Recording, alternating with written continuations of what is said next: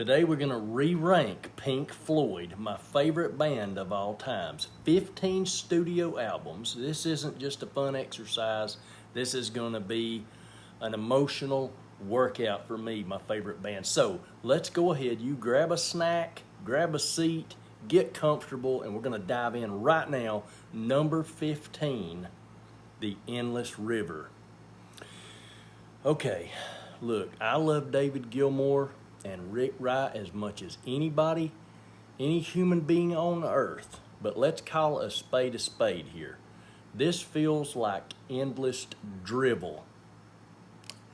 I don't want to be too negative, but it's really just a bunch of music clips thrown together from the old Division Bell sessions. I tried listening to it straight through as a single piece, thinking it might help me to help. If I framed it that way, it might help me. It's what I was thinking, but it's not cohesive. And even one actual song that has lyrics, it just comes across as subpar. So yeah, it sounds lovely, it sounds ethereal in the background, but at the end of the day, it feels completely unnecessary and like a money grab. My favorite tracks off this album are Some, Skins, and Surfacing. Number 14, A Momentary Lapse of Reason. In my last ranking, A Momentary Lapse of Reason came in last place. But the more that I listened to The Endless River, the more I realized that truly is last place. So Momentary Lapse of Reason comes in 14. Now, this was, again, the first album without Roger Waters. It was a huge seller, and it definitely feels dated. There was some big stadium rock going on then. You know, the 80s production, especially the gated drums and sort of the tinny synths. That's what kept it from feeling like a classic Floyd album. However, if you listen to the 2019 version, the remix version, where they strip out all the 80s production, this album would actually move up a few spaces, maybe even to number 12, maybe even to number 11. But as it is, I'm ranking it as it was at number 14, A Momentary Lapse of Reason. My favorite tracks off this album, yet another movie, which I feel is the most Floydian song on the entire album, Sorrow, and One Slip. I know people love Learning to Fly, and they love On the Turning Away. Those are great songs, just not my cup of tea. So coming in at number 13, The Final Cut. I think the last time I ranked this number 10. This is basically just a Roger Waters solo record with the Pink Floyd name slapped on it. It's a very angry album about war and grief. And, you know, David Gilmour has some great guitar tracks on this. But, you know, without real teamwork, without Richard Wright, to me, this album is just a Roger Waters solo effort. You know, the heavy political lyrics just make it almost, unbearable to me in some regard. It's tough. You know, it's not something that I throw on very often. I have to be in a very specific mood. And frankly, that's seldom these days because, you know, my life has improved and I'm a much happier person.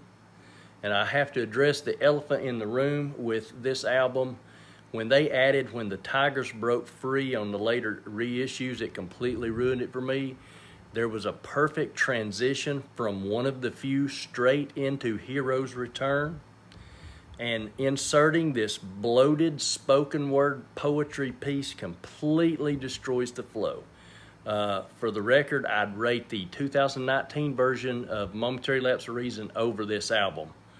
But I'll take this one over the original 80s Momentary Lapse.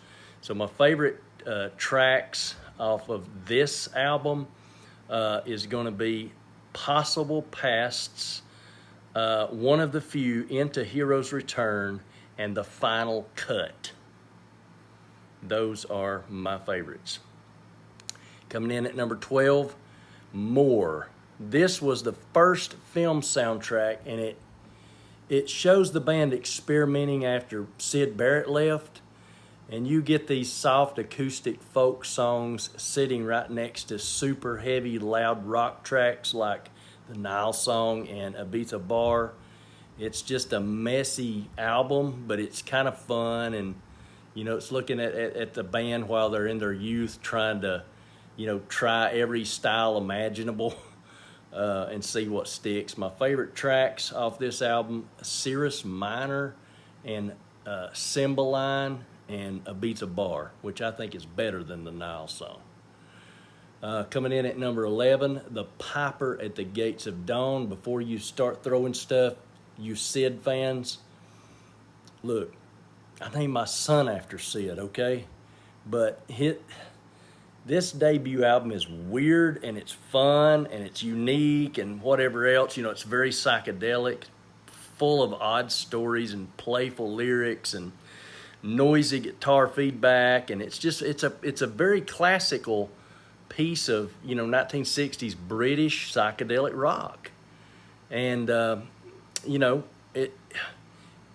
I appreciate it for its pioneering efforts. But it's just not something I put on. I'm just not into whimsy. I do not like it. I do not like whimsy. I like Astronomy Domine or Domine or whatever you want to call it. I like Interstellar Overdrive. I do like after the opening of Power Type H, I do like that a little bit. And I do like Chapter 24. And I guess out of the whimsy stuff, it would be Matilda Mother that I like. But I don't get into the nursery rhyme stuff. That's why I'm not a big... it's very difficult for me to get into Genesis stuff, nursery crime and even Foxtrot. It's very hard for me to get into that because I see it as being this Peter Gabriel and this whimsy stuff. I'm not into that. I don't like it. I just don't like it. So, but I do appreciate this album coming in at number 11. Number 10, A Saucer Full of Secrets. I believe this is a better album than Piper at the Gates of Dawn, as far as I'm concerned. It's caught right in the middle of Syd Barrett leaving and David Gilmour joining. This album, to me, shows the band trying to find their footing. The title track is basically where they invented the atmospheric space rock sound. But I love this album. It's very psychedelic. You can tell that it's the band trying to throw stuff together, but that's all right. Favorite tracks: Remember a Day, Set the Controls for the Heart of the Sun, and Seesaw. A lot of people don't appreciate Seesaw. It's called the most boring song of all time or whatever by the band. I disagree. I think Remember a Day is a wonderful track. Seesaw was a wonderful track. Rick Wright really shines on this album, and Nick Mason appreciates this album enough to name his band after it, so I appreciate this album as well. Number 9 is Obscured by Clouds, another soundtrack record, but this one is hugely underrated to me. I do not like the production, though. I'll go ahead and tell you that right now. I don't like the tinny guitar sound, so not a big fan of the production, but I do enjoy the catchy songs. It's got some really good music on here, some really accessible stuff, smooth melodies. It captures the band right before they hit massive global stardom with Dark Side of the Moon. It's just an enjoyable album full of great tracks. My favorite songs are Stay, Childhood's End. I do like Burning Bridges and Mud Men. You got to check that. It's a great instrumental on that one. Number 8, Gumma. This album gets a lot of hate, and I don't understand why. The studio half of this double album is where the 4 members decided to do their own thing, so to speak. It's got a lot of weird stuff on it. Very chaotic and strange, full of experimental sounds, but to me, I like that artistic freedom. I enjoyed the studio part of it, but the live part of it, side one, is it is just a diamond in the rough. The 4 tracks that's on it, great recording of all 4 of those. To me, that's an A plus right there. So then you go to side 2, which is the underappreciated side, where the band's really doing a lot of experimental sounds and stuff, and I like that. I know a lot of people don't like that, but I enjoyed it. To me, my favorite tracks were the Narrow Way, parts 1, 2, and 3, I enjoyed a lot of the solo stuff, but the live side is absolutely that's the selling point for me, and the Narrow Way. Coming in at number 7 is the Division Bell, 1994. I know you got some of these Floyd people out here, oh, that's not real Floyd because Roger Waters was gone. I don't care about Roger Waters. I mean, yes, he did good stuff when he was in Floyd, but people said the same thing when Syd Barrett left. Oh, it's not real Floyd because Syd Barrett's not in there anymore. Well, it was. It was called Pink Floyd. It was Pink Floyd. It was a different version of Pink Floyd. When Roger left, it was a different version of Pink Floyd. To me, the Division Bell is much better than the Final Cut. Whatever. But it's a great late career album. It's focused on big themes like miscommunication and growing old. And, Rick Wright's fully back on track here with his keyboards. And David Gilmour's playing some of the finest guitar solos, I've heard. It's a solid, majestic album. I love it. Absolutely. My favorite tracks are High Hopes, What Do You Want From Me, Marooned, Poles Apart I enjoy, and probably Great Day for Freedom. I love that one too. Coming in at number 6 is The Wall. I know I ranked that number 2 or 3, my last ranking, because that was my first Pink Floyd album that I kind of grew up on, and it had such a, nostalgia brings it back. But, it's this massive double album, rock opera about isolation and fame and mental breakdowns and war and daddy and all this. And Roger's, story's intense. And the album is packed with some great, great songs, radio hits, Another Brick in the Wall, Comfortably Numb, Run, Hey You, all these. It's theatrical, it's loud, it's easily one of the best, biggest narrative achievements in rock history, one of the greatest concept albums in rock history. So you have to give it its due at that point, but it's going to go down slightly in the rankings from the last time for me. Favorite tracks, of course, Comfortably Numb, Hey You, Mother, Goodbye Blue Sky, Run, and probably The Thin Ice. Number 5, Wish You Were Here. This is a powerful tribute to Syd Barrett, and it also is an attack on the greedy music industry. The last time I ranked this album lower, and I got some flack for it, this is a great album. I mean, it really is. It's one of the big 4, along with Dark Side and Animals on the Wall. It's huge. Shine On You Crazy Diamond. You got your simple acoustic title track. You got Welcome to the Machine. You got Have a Cigar. It's full of sort of stock Floyd stuff, but it's just so good. It's such a good album, and every single note on this record lands just right. My favorite tracks are Shine On You Crazy Diamond, parts 1 through 5, and 6 through 9, and Have a Cigar. Coming in at number 4, Adam Hart, Mother. I love this album, and I don't care what anybody says. This is Floyd going big, mixing rock instruments with a full orchestra and choir. The main title track is 23 minutes long. I love long, epic songs. This is the perfect, this is the best instrumental song, progressive epic of all time to me, instrumental version. And then you got the simple acoustic songs on side 2. You know, you've got Fat Old Son, If, sort of a pastoral balance. You've got Alan's Psychedelic Breakfast ending it. But my favorite tracks are the Sweet, Adam Hart Mother, Summer 68, which I believe is completely underrated. This is one of the best progressive songs Pink Floyd ever made. It's psychedelic prog, or prog psych, whatever you want to call it. Fat Old Son, one of the best David Gilmour solos. I just love this album. It's one of my favorite albums. It might be the second album that I put on the most, but I had to rank these other ones a little ahead of it. Number 3, Meddle.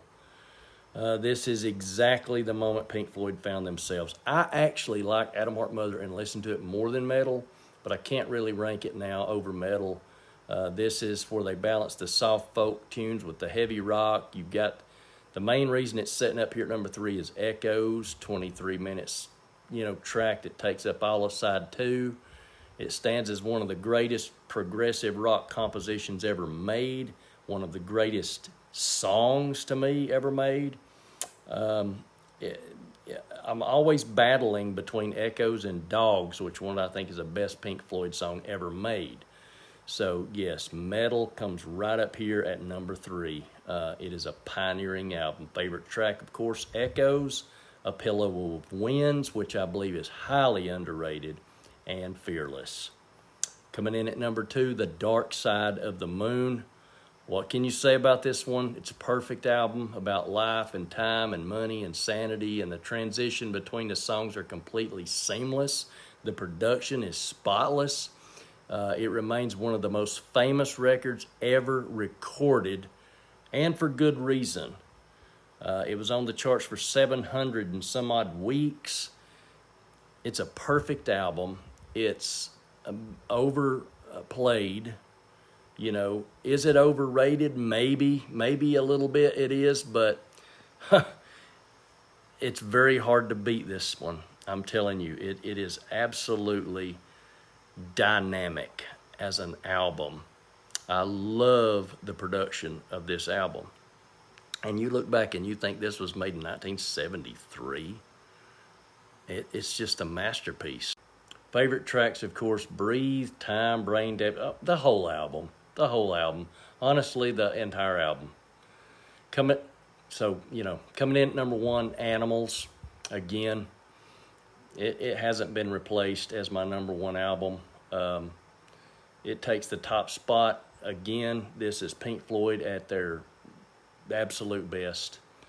Based loosely on Animal Farm, it trades sort of a pop production for this long, aggressive guitar stuff like dogs and pigs and sheep, and it captured the band at their absolute peak. To me, this is the greatest Pink Floyd album. It is the most progressive rock Pink Floyd album. I don't care what people say. Wish You Were Here. No. Animals. This is the most prog album by Pink Floyd. The lyrics could have been strictly about dogs, sheep, and pigs, like real dogs, sheep, and pigs, and I would have loved it just as much. In fact, I'd probably have preferred it, to be more directly influenced by Orwell's actual book instead of Roger Waters' communist self-flagellating fantasies. If there's one thing I can't stand, it's a whining armchair champagne socialist hypocrite. But I will gladly overlook all of that for the absolute masterpiece that this record is. Animals at number 1. Favorite tracks, the entire album from front to back. I hope you enjoyed this. And until next time, you guys take care.